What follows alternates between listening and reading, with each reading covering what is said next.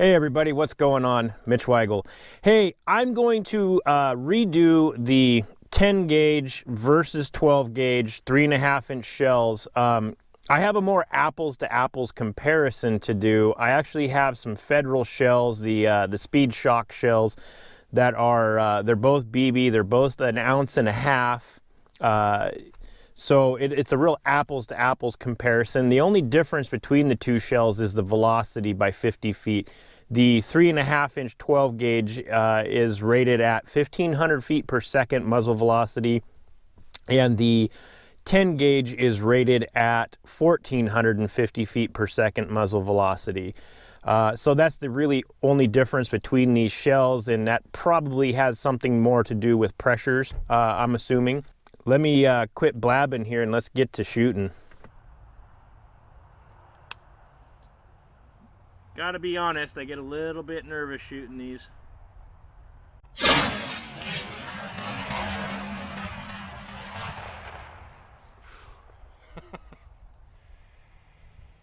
Oh, these things are stupid. Stupid amount of recoil.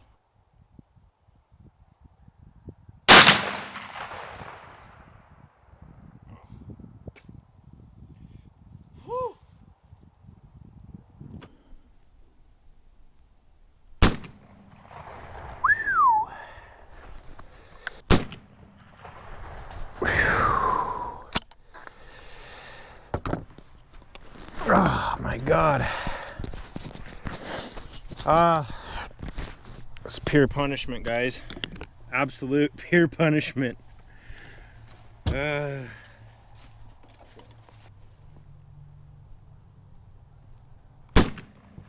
Oh.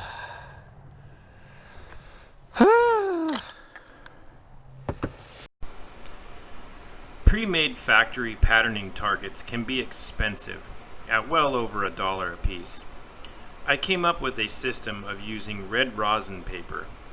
You can buy a 150-foot roll at Home Depot for about $15, and you can get about 50 targets out of a roll. I used a scrap piece of 1/4 inch plywood to make a 30-inch circle with a 3.5 inch hole in the center. I then use a can of spray paint to paint around the edge of the template, creating a target for about 35 cents, making it much more affordable to test multiple rounds through your shotgun. Thank the Lord that this is the last round, because I don't know if I have too many more of these left in me. Uh-oh, I might have to put the big camera away. I'm gonna shoot this real quick and get it under cover. Whew. Okay. Oh, I better put, where'd my hearing protection go? Oh, it's on my head. Never mind.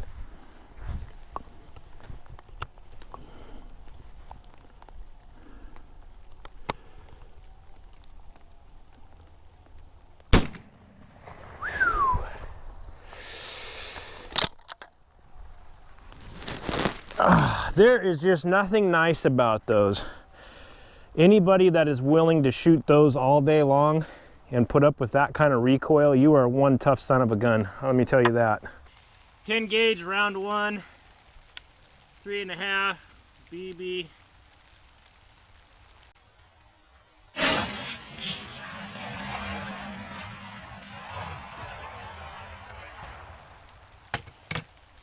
That is just so much better. It hardly kicks at all compared to that 12 gauge. Round number 2. Kind of like we're duck hunting here.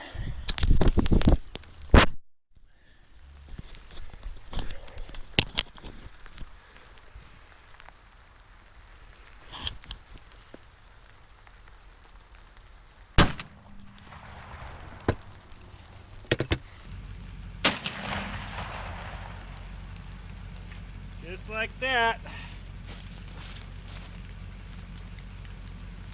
So the pattern testing didn't turn out quite the way that I was expecting it to go. The 10 gauge actually didn't perform as well as I was expecting to see. That could be the shells. I've never actually shot the Federal Speed Shock shells through my 10 gauge. We patterned at 40 yards in a 30-inch circle. That's your standard, pattern test. So basically at whatever range, so if you're trying to pattern at 20 yards or 30 yards or 40 yards, you're using that same 30-inch circle, but you're trying to get 70% of the pellets in the inside of the 30-inch circle. So thus you're adjusting your chokes. You're using a improved, a modified, or a full choke.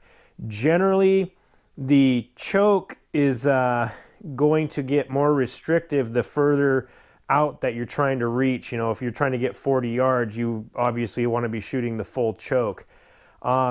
One of the things that was really interesting in the 12 gauge is that when I moved to the full choke from the modified choke, the patterning actually was not as good at that 40 yards with the full choke as it was with the modified. It was actually making the pattern shoot a little bit higher, and I was having some weird shot. Let's see here. I was having some weird stuff going on with the shot cup. So that right there is a shot cup out of the modified choke, and they pretty much all three looked like this. The petals are pretty much evenly dispersed open. You can see, that the shot cup opened up. I retrieved all three of these. And then in the full choke, this is the weird part. In the full choke, I got all three back, and they were opening like this. So that is the full choke right there. One petal pretty much leaned over. Those two are almost identical. I mean, literally almost identical. I thought that was pretty interesting. And let's see, where's the other one? So on this one, this was one of the three of the full choke. Two of the petals didn't even separate. So that's kind of weird. I mean, they're together. There we go.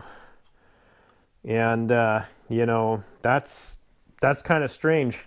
I, was kind of paying attention to that and thought that was interesting. And I don't know if that, the shot cup not opening well was contributing to that shot patterning higher. I was only able to retrieve one of the wads from the 10 gauge. And it opened up, and that's a full choke in the 10 gauge. That's a fixed choke. I can't change it, in and out. So, but anyhow, that was interesting. And that one opened up pretty much similar to, the 12 gauge with the modified choke. So I wish I could have retrieved the other three, but with this little kind of a light brown color, it was pretty hard to find them out there. I had trouble finding this one. So anyhow, I'll go over the numbers as far as the pellet counts and stuff, but it was pretty interesting to see what happened. It did start raining pretty heavily whenever I started shooting the 10, so I don't know if that was affecting my shooting because I was starting to get in a little bit of a hurry. I took some pictures of the patterns, and I'm going to show those and label them, and we'll go over that. So, with an 1.5 ounce payload of BB, there are roughly 110 pellets. We're trying to achieve 70% of those within the 30-inch circle at 40 yards, so our pellet count should be somewhere around 77 pellets. The interesting thing is that the modified choke in the 12 gauge by far outperformed the full choke. The other surprising thing was that the 10 gauge didn't perform as well as I had hoped. It was kind of a letdown. That could be because of the shells. Not every shell patterns well in every gun. hopefully you guys liked today's video. Apples to apples comparison of a 3.5 12 and a 3.5 10 gauge. Both an 1.5 ounces of BB. The only difference in the shells is 50 feet per second. The 12 gauge being 50 feet per second faster than the 10. So anyhow, if you guys like today's video, please like and subscribe. And hopefully I will keep continuing to improve upon these videos and come out with more and more great content. Leave a comment. Let me know what you guys think. As always, I hope to see you guys out there. Stay safe, and I'll see you next time.